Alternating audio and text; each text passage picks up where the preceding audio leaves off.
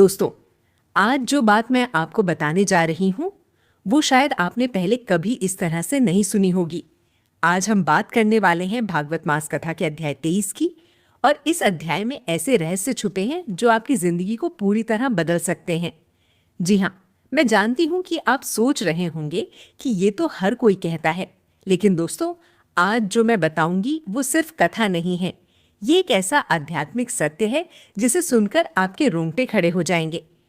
इस अध्याय में बताया गया है कि किस तरह एक साधारण इंसान अपने जीवन के सबसे कठिन समय में भगवान की शरण में आया और उसका जीवन पूरी तरह से बदल गया। इसमें बताया गया है कि कौन से ऐसे काम हैं जो हम अनजाने में करते हैं और जिनकी वजह से हमारे घर में दरिद्रता आती है, माता लक्ष्मी रूठ जाती हैं और हमारे सारे काम बिगड़ने लगते हैं। आज मैं आपको उन गलतियों के बारे में भी बताऊंगी, उन उपायों के बारे में भी बताऊंगी और साथ ही वो आशीर्वाद भी दूंगी जो इस कथा को सुनने वाले हर एक भक्त को मिलता है। किसी भी धार्मिक कथा, जानकारी, पूजा आदि को बीच में छोड़ना हिंदू धर्म में बहुत बड़ा पाप माना जाता है। इसीलिए इस वीडियो को अंत तक जरूर देखें और मैं माता लक्ष्मी से प्रार्थना करूंगी कि जो भी इस वीडियो को आज दिल से लाइक करके टुडे पल्स चैनल को सब्सक्राइब करेगा, उसके जीवन के सभी रुके हुए काम पूरे हो जाए, उसके घर में सुख समृद्धि और धन की कभी कमी ना आए, उसके सभी कष्ट माता लक्ष्मी दूर करें और उसके परिवार पर हमेशा अपनी कृपा बनाए रखें। दोस्तों, मेरा नाम है जमुना और आप देख रहे हैं टुडे पल्स चैनल। तो चलिए शुरू करते हैं। दोस्तों, भागवत कथा कोई साधारण ग्रंथ नहीं है। ये वो पवित्र वाणी है जो स्वयं भगवान विष्णु के मुख से निकली और जिसे महर्षि वेद व्यास ने हम सब के कल्याण के लिए लिपिबद्ध किया। शास्त्रों में कहा गया है कि जो व्यक्ति भागवत कथा को श्रद्धा और भक्ति से सुनता है, उसके 7 जन्मों के पाप एक पल में नष्ट हो जाते हैं। और जब हम अध्याय 23 की बात करते हैं तो ये अध्याय खास इसलिए है क्योंकि इसमें जीवन के उन सबसे गहरे सवालों के जवाब मिलते हैं जो हर इंसान के मन में होते हैं। क्यों कुछ लोगों के जीवन में हमेशा सुख और समृद्धि रहती है? क्यों कुछ लोग कितनी भी मेहनत कर लें फिर भी उनके हाथ खाली रहते हैं? क्यों कुछ घरों में हमेशा कलह और अशांति रहती है? इन सब सवालों के जवाब आज इस अध्याय में मिलेंगे। इस अध्याय की शुरुआत होती है एक ऐसे प्रसंग से जो हजारों साल पहले घटित हुआ था, लेकिन आज भी उतना ही प्रासंगिक है जितना तब था। एक बार राजा परीक्षित ने महर्षि सुखदेव जी से पूछा, हे महर्षि, मैंने अपने जीवन में बहुत से लोगों को देखा है जो बहुत धार्मिक हैं, रोज पूजा करते हैं, मंदिर जाते हैं, दान देते हैं, फिर भी उनके जीवन में दुख ही दुख है।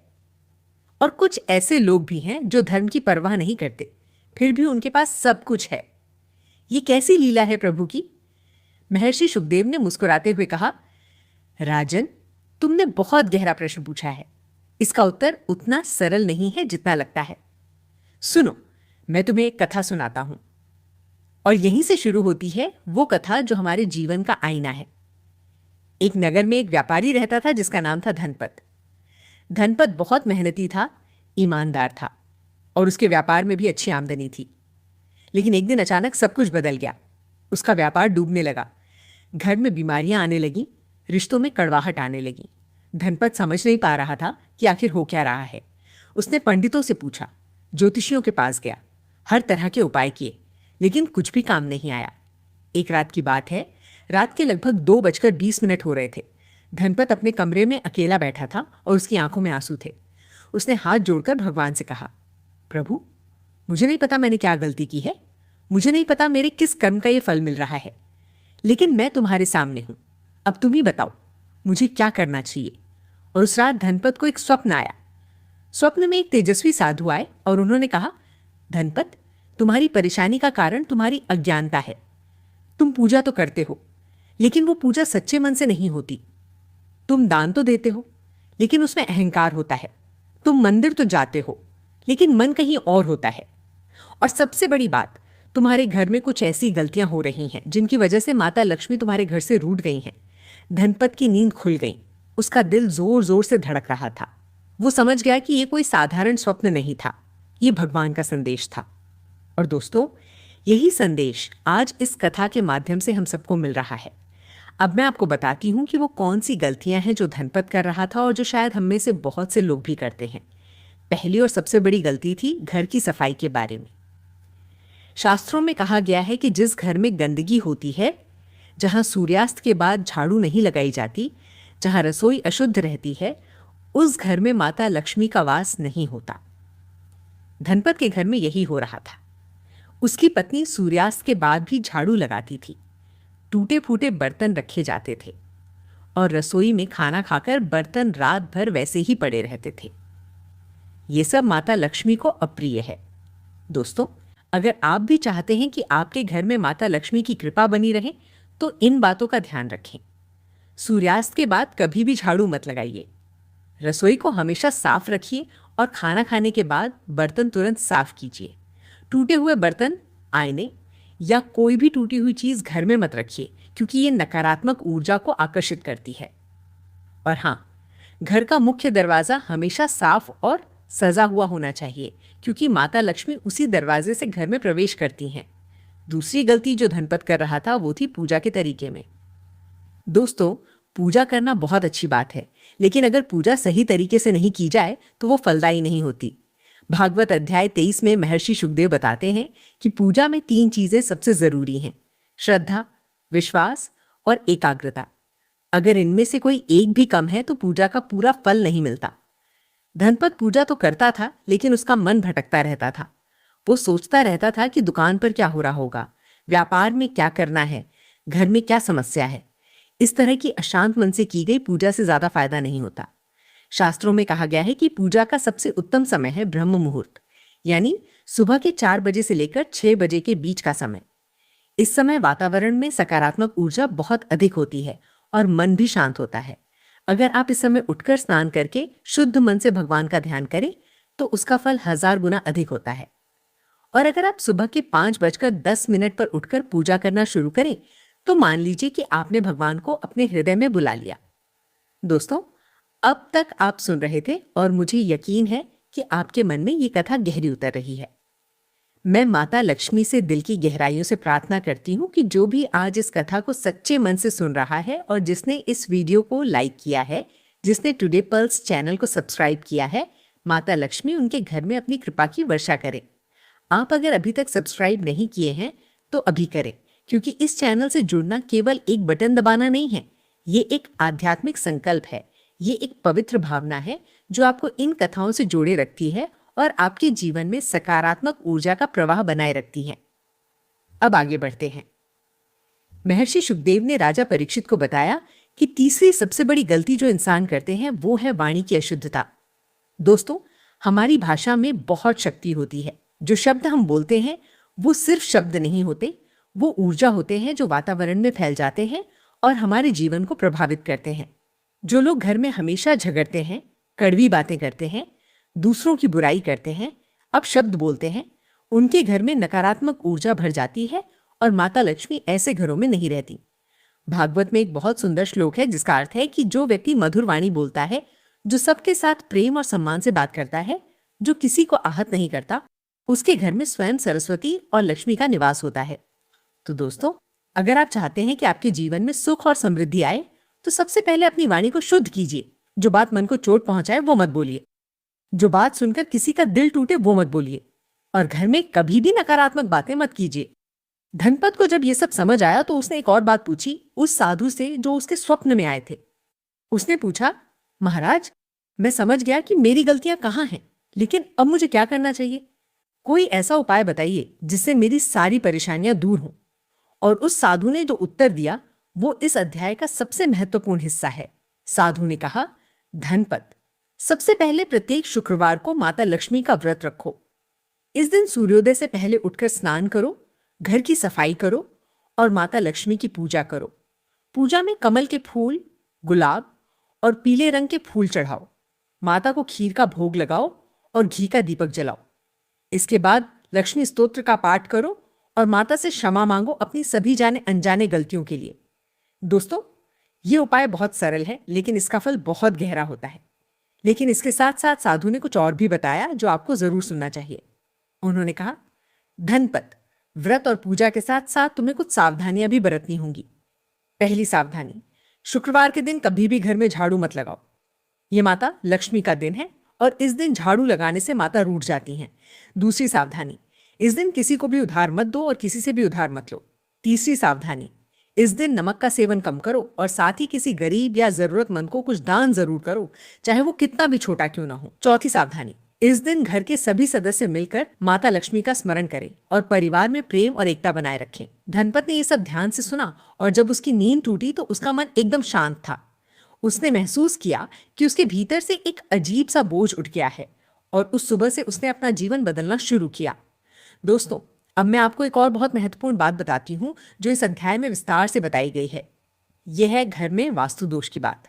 बहुत से लोग नहीं जानते कि उनके घर में वास्तु के हिसाब से कुछ ऐसी चीजें होती हैं जो उनकी तरक्की को रोकती हैं। भागवत अध्याय 23 में महर्षि शुकदेव ने कहा है कि घर का उत्तर पूर्व कोना, जिसे ईशान कोण कहते हैं, हमेशा साफ और खुला होना चाहिए। इस कोने में कभी भी भारी सामान, जूते चप्पल या कोई भी अनुपयोगी वस्तु नहीं रखनी चाहिए। ये वो दिशा है जहां से सकारात्मक ऊर्जा घर में प्रवेश करती है। दूसरी बात, घर के दक्षिण पश्चिम कोने में, जिसे नैऋत्य कोण कहते हैं, मुखिया का कमरा होना चाहिए। इस दिशा में ताकत और स्थिरता होती है और जब घर का मुखिया यहाँ सोता है तो पूरे परिवार में एक संतुलन बना रहता है। तीसरी बात जो बहुत जरूरी है वो ये कि रसोई हमेशा दक्षिण पूर्व दिशा में होनी चाहिए और खाना बनाते समय मुख पूर्व दिशा में होना चाहिए। इससे जो भोजन बनता है वो सात्विक और पोषण से भरपूर होता है और परिवार के सभी सदस्यों को ऊर्जा और स्वास्थ्य देता है। अब मैं आपको उस हिस्से के बारे में बताती हूँ जो इस अध्याय का सबसे भावुक और प्रेरणादायक हिस्सा है। जब धनपत ने अपने जीवन में बदलाव लाने शुरू किए, कुछ हफ्तों बाद उसने देखा कि धीरे धीरे उसका व्यापार फिर से चलने लगा। घर में शांति आने लगी, बच्चों की सेहत ठीक होने लगी। लेकिन एक दिन उसके जीवन में एक ऐसा मोड़ आया जिसने उसे पूरी तरह बदल दिया। दोपहर के 1:45 का वक्त था। धनपत अपनी दुकान पर बैठा था। एक बूढ़ी महिला दुकान के सामने आई और बोली, बेटा, मुझे बहुत भूख लगी है, क्या तुम मुझे कुछ खाने को दे सकते हो? धनपत ने बिना एक पल सोचे अपना खाने का डिब्बा उस बुजुर्ग महिला को दे दिया और खुद खाली पेट रहा। उस बुजुर्ग महिला ने खाना खाया, धनपत को आशीर्वाद दिया और चली गई। उस दिन शाम को धनपत के पास एक बड़ा व्यापारिक सौदा आया जो उसने कभी सपने में भी नहीं सोचा था।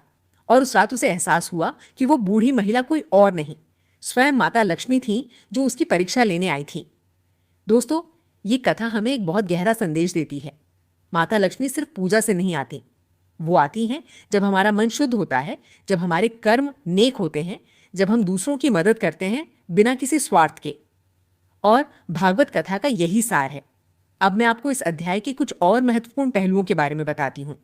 महर्षि शुकदेव ने राजा परीक्षित को बताया कि जीवन में 7 चीजें हैं जिन्हें हमेशा सम्मान देना चाहिए। पहली है माता। जिस घर में माँ का सम्मान होता है उस घर में स्वयं माता लक्ष्मी का निवास होता है। माता के पैर छूना, उनकी सेवा करना, उनकी आज्ञा मानना, ये सब केवल संस्कार नहीं है, बल्कि ये आपके जीवन में सुख और समृद्धि लाने के सबसे सरल उपाय हैं। दूसरी है पिता। पिता घर के वटवृक्ष होते हैं जिनकी छाया में पूरा परिवार सुरक्षित रहता है। जो संतान पिता का अनादर करती है उसके जीवन में कभी स्थिरता नहीं आती। तीसरी है गुरु। गुरु वो होते हैं जो अज्ञान के अंधेरे में ज्ञान का दीपक जलाते हैं। गुरु का सम्मान करने से जीवन में सही दिशा मिलती है। चौथी है अन्न। जो भोजन हम खाते हैं उसे कभी बर्बाद नहीं करना चाहिए। शास्त्रों में अन्न को ब्रह्म कहा गया है और जो अन्न का अपमान करता है उसके घर से माता अन्नपूर्णा रूठ जाती हैं। पांचवी है जल। जल जीवन है और जल का दुरुपयोग करना महापाप है। जो नदियों को गंदा करते हैं, जो पानी व्यर्थ बहाते हैं, उन पर वरुण देव क्रोधित होते हैं। छठी है पृथ्वी। इस धरती पर हम सब रहते हैं, इसकी रक्षा करना हमारा धर्म है। जो प्रकृति का सम्मान करता है प्रकृति उसे सब कुछ देती है। और सातवीं है समय। समय सबसे बड़ा देवता है। जो व्यक्ति समय का सम्मान करता है समय उसे हर चीज देता है। दोस्तों, इस बीच मैं आपसे एक बात कहना चाहती हूं। अगर आप इस कथा को सुनकर कुछ महसूस कर रहे हैं, अगर आपके दिल में कोई भावना जागी है, तो ये एक संकेत है कि ये कथा आपके लिए है, ये संदेश आपके लिए है।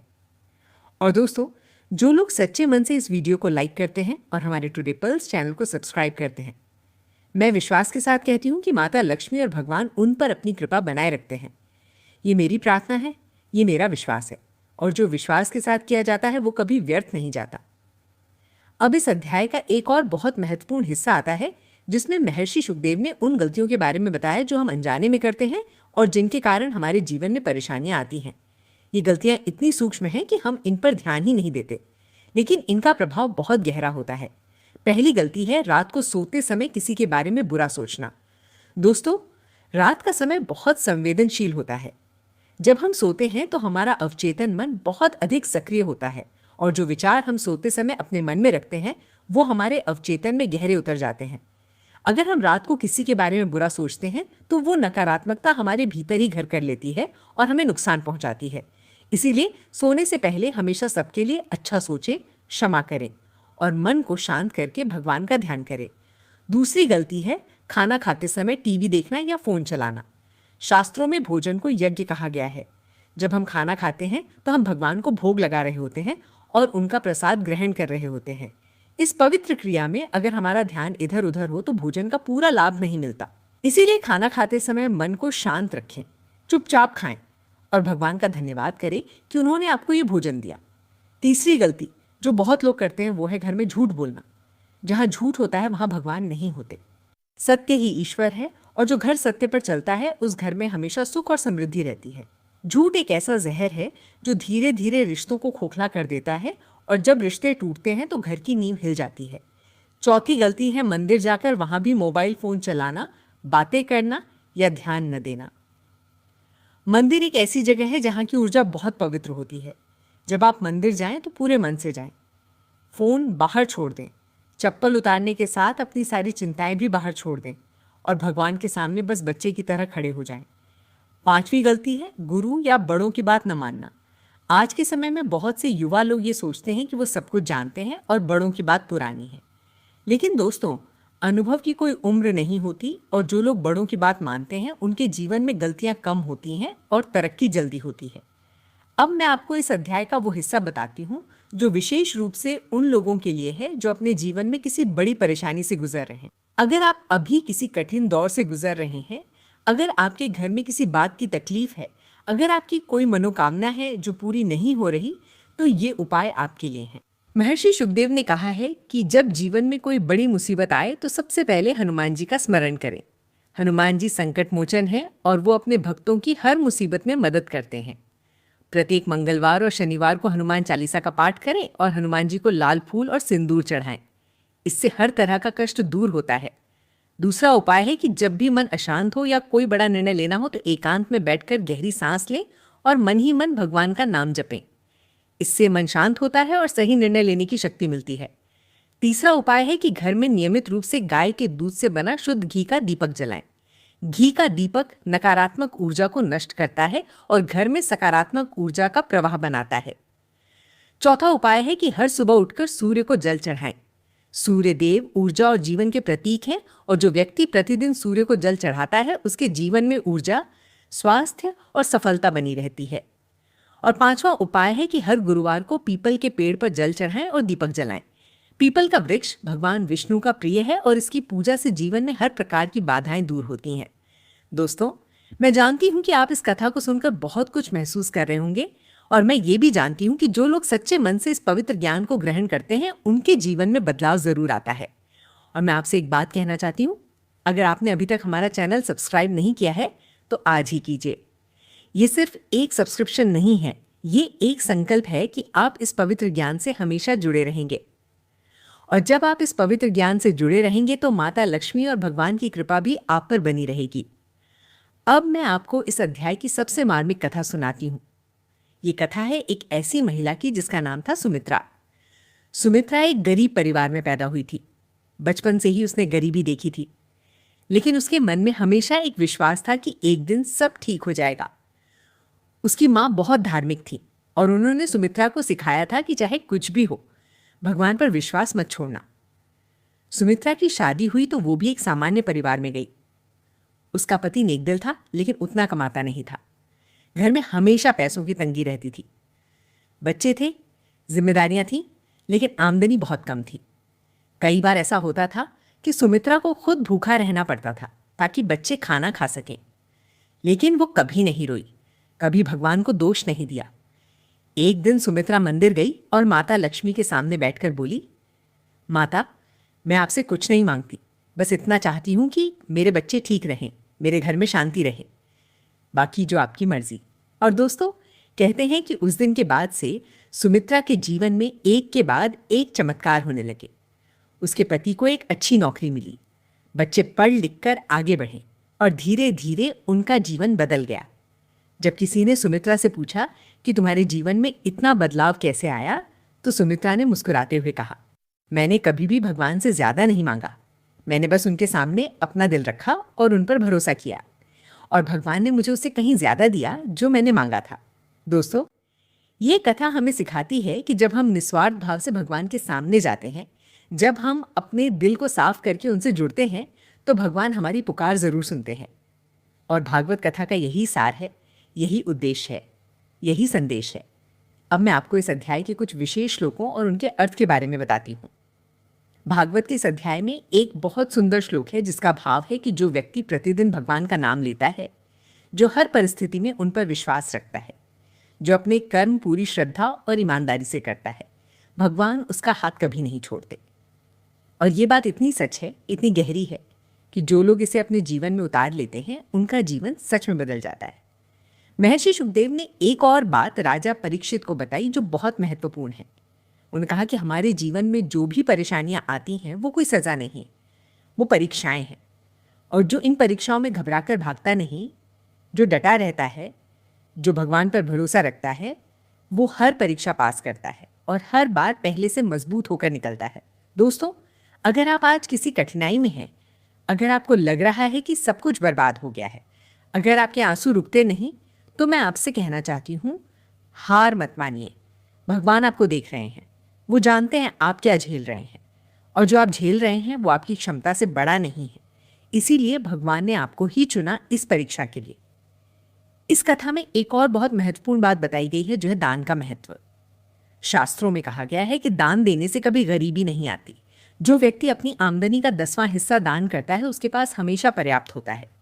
और ये दान सिर्फ पैसों का नहीं होता।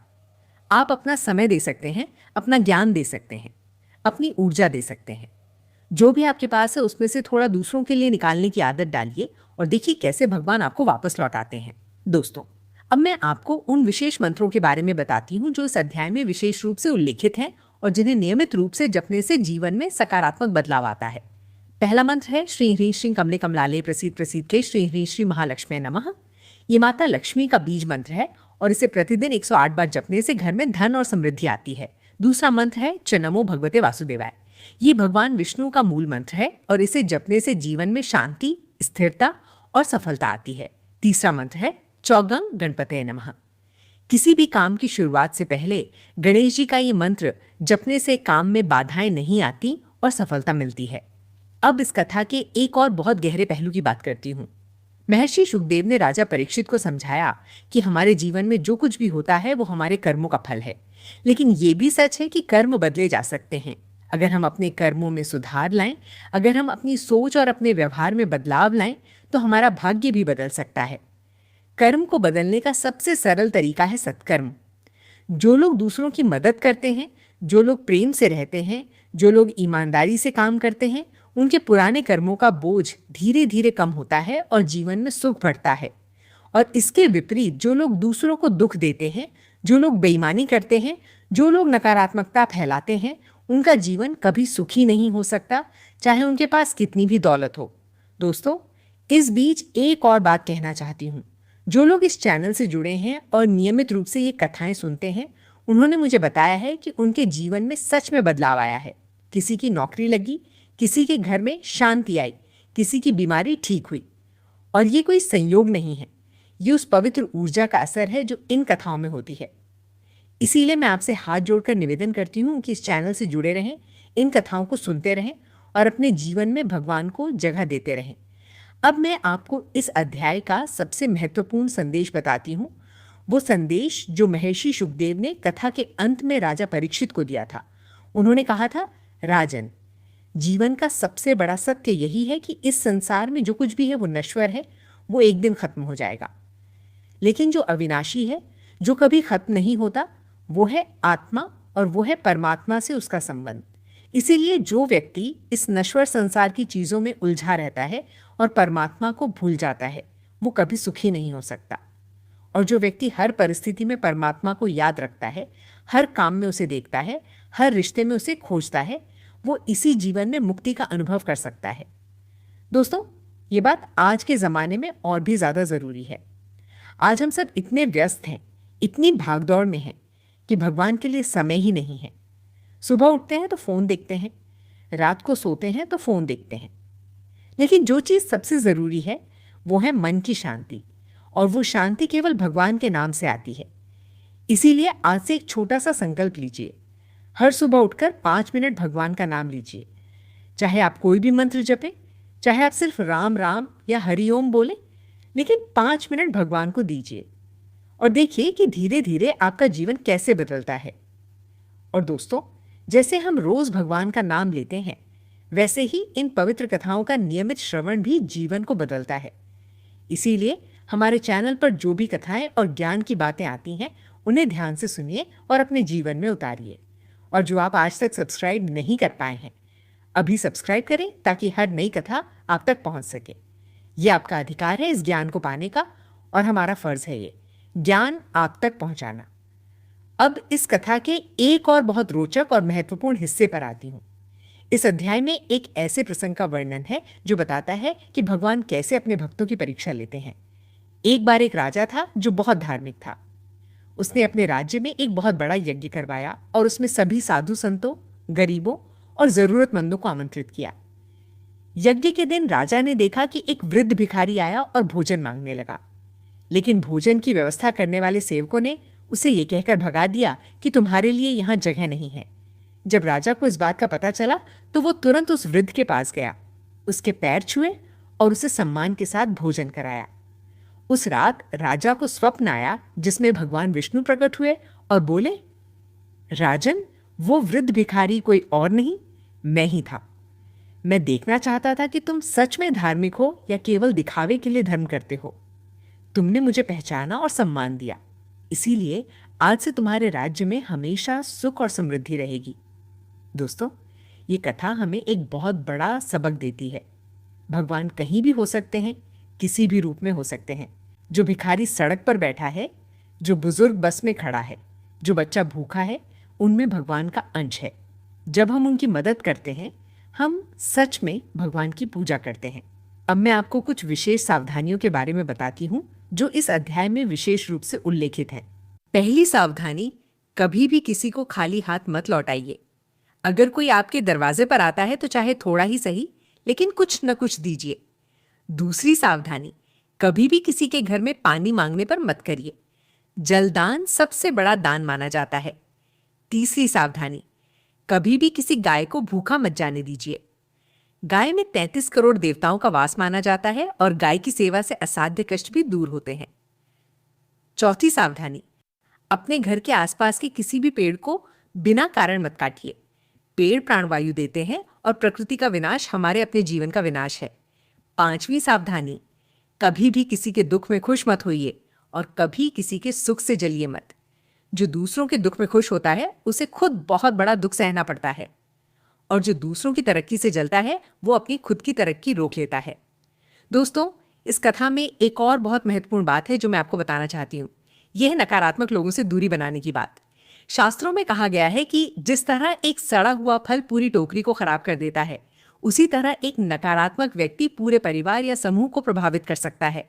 इसीलिए ऐसे लोगों से दूर रहें जो हमेशा शिकायत करते हैं, जो हमेशा दूसरों की बुराई करते हैं, जो हर चीज में नकारात्मकता देखते हैं। इसके बजाय उन लोगों के साथ रहें जो आपको प्रेरणा देते हैं, जो आपको आगे बढ़ने के लिए प्रोत्साहित करते हैं, जो आपके साथ मुश्किल वक्त में खड़े रहते हैं। और सबसे जरूरी, जो लोग भगवान पर विश्वास रखते हैं और सकारात्मक सोच रखते हैं, उनके साथ रहें। अब धनपत की कथा पर वापस आती हूँ। धनपत ने जब अपने जीवन में ये सारे बदलाव किए तो एक दिन वो अपने पुराने मंदिर गया जहां वो बचपन में जाया करता था। वहां एक पुजारी ने उसे देखा और बोला, बेटा, तेरे चेहरे पर एक नूर है जो पहले नहीं था। क्या हुआ तुझे? धनपत ने मुस्कुराते हुए कहा, पुजारी जी, मुझे अपनी गलतियां दिखी और मैंने उन्हें सुधार लिया। बाकी सब भगवान ने कर दिया। पुजारी ने आशीर्वाद देते हुए कहा, यही तो जीवन का रहस्य है बेटा। जब हम खुद को बदलते हैं तो दुनिया बदल जाती है। जब हम अपना दिल साफ करते हैं तो भगवान उसमें आ जाते हैं। दोस्तों, ये कथा यहीं खत्म नहीं होती। धनपत का जीवन जब बदला तो उसने संकल्प लिया कि वो अपने आसपास के लोगों की भी मदद करेगा। उसने अपने मोहल्ले में एक छोटी सी पाठशाला खोली जहां गरीब बच्चे मुफ्त में पढ़ सकते थे। उसने हर महीने जरूरतमंदों को राशन बांटना शुरू किया और धीरे धीरे पूरा मोहल्ला बदल गया। लोगों ने धनपत को देखकर खुद भी अच्छे काम करने शुरू किए। यह है असली धर्म, यह है असली भक्ति। जब एक इंसान बदलता है और उसे देखकर दूसरे लोग भी बदलते हैं, तब समाज बदलता है और दुनिया सुंदर होती है। दोस्तों, इस पूरी कथा को सुनने के बाद मैं आपसे एक बात कहना चाहती हूँ। जीवन में 3 चीजें बहुत जरूरी हैं। पहली है विश्वास, दूसरी है धैर्य और तीसरी है कर्म। विश्वास रखिए कि भगवान आपके साथ हैं। धैर्य रखिए क्योंकि अच्छे फल आने में समय लगता है। और कर्म करते रहिए क्योंकि बिना कर्म के कोई भी फल नहीं मिलता। जब ये तीनों चीजें एक साथ होती हैं तो कोई भी बाधा आपको रोक नहीं सकती। और दोस्तों, इस चैनल पर आने वाली हर कथा और हर वीडियो इसी उद्देश्य से बनाई जाती है। हमारा मकसद है आपके जीवन में सकारात्मकता और ज्ञान लाना। इसीलिए जब आप इस वीडियो को लाइक करते हैं और चैनल को सब्सक्राइब करते हैं तो आप केवल हमारी मदद नहीं करते, बल्कि आप उस पवित्र काम का हिस्सा बनते हैं जो हम कर रहे हैं। और इस पवित्र काम का हिस्सा बनने का फल भगवान जरूर देते हैं। अब इस कथा के अंतिम और सबसे महत्वपूर्ण भाग पर आती हूँ। महर्षि शुकदेव ने राजा परीक्षित को कहा था, राजन, ये जो जीवन तुम्हें मिला है ये बहुत दुर्लभ है। करोड़ों जन्मों के पुण्य से मनुष्य का जन्म मिलता है। इसे व्यर्थ मत करो। हर दिन को इस तरह जियो जैसे वो आखिरी दिन हो। हर पल में भगवान को खोजो, हर काम में प्रेम डालो और हर रिश्ते में सच्चाई रखो। बस यही सबसे बड़ा धर्म है। दोस्तों, ये शब्द आज हजारों साल बाद भी उतने ही सत्य हैं जितने तब थे। हमारे पास जो जीवन है वो बहुत कीमती है। इसे शिकायतों में, द्वेष में, नकारात्मकता में बर्बाद मत करिए। इसे प्रेम में, भक्ति में, सेवा में लगाइए और देखिए कि जीवन कितना सुंदर हो जाता है। और दोस्तों, अंत में एक बात और कहना चाहती हूँ। जब आपने इस वीडियो को शुरू से अंत तक देखा तो आपने एक पवित्र कथा का श्रवण किया। शास्त्रों में कहा गया है कि जो व्यक्ति पवित्र कथा को पूरा सुनता है उसके मन में जो भी इच्छा होती है वो पूरी होती है। तो अभी अपने मन में जो भी इच्छा है उसे माता लक्ष्मी और भगवान के सामने रख दीजिए। विश्वास रखिए कि वो सुन रहे हैं। और मेरी प्रार्थना है आप सभी के लिए कि माता लक्ष्मी आप पर अपनी कृपा बनाए रखें, आपके घर में सुख और समृद्धि रहे, आपके सभी कष्ट दूर हों, आपके सभी रुके हुए काम